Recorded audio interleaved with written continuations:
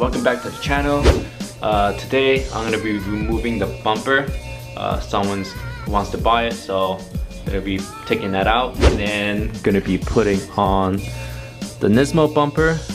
It's not repaired yet, so you can see there's still scratches, but in the meantime I don't want to be driving without a bumper, so I'm going to have to put the Nismo on.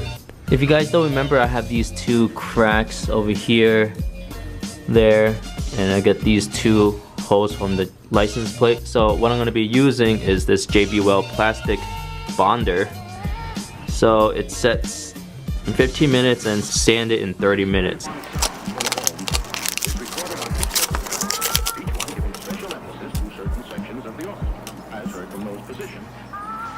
Played back simultaneously on two separate systems, the sounds are blended together to achieve a new dimension impossible to obtain in a normal recording.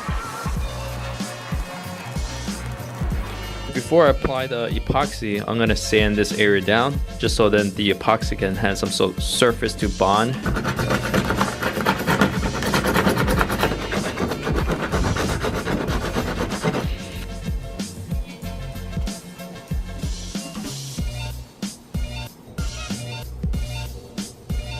I'm also going to be repeating the step on the other side.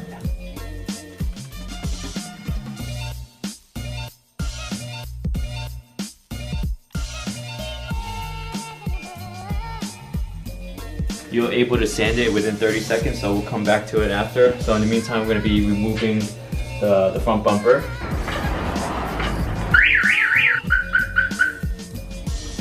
Viper alarm tilt sensor. I guess it works. I never heard it go off before, but yeah, if someone tries to jack my wheels and someone lifts up my car, my alarm will go off. Voila! There you go. Alright, so got the Nismo bumper back on, and we're going to be jacking it down.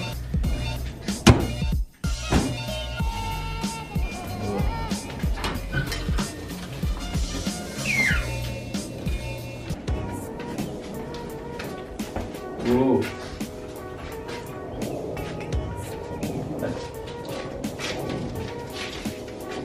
It's a little bit lower than stock bumper. Yeah, she looks pretty good. That Nismo bumper really set it off. Here's the fitment. Gotta go with the OEM, guys. None of that KBD, Vitgress.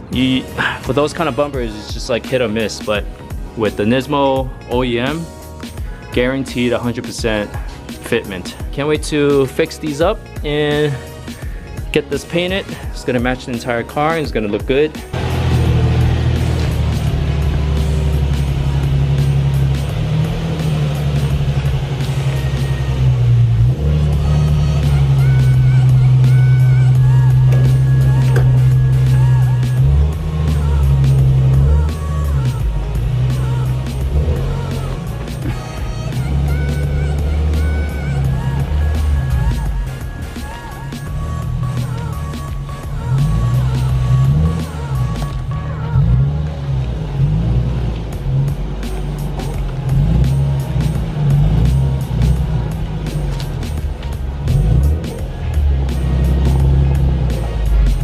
That is it for today's video.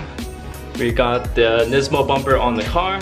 Stay tuned for the next video, so make sure to like, comment, and subscribe.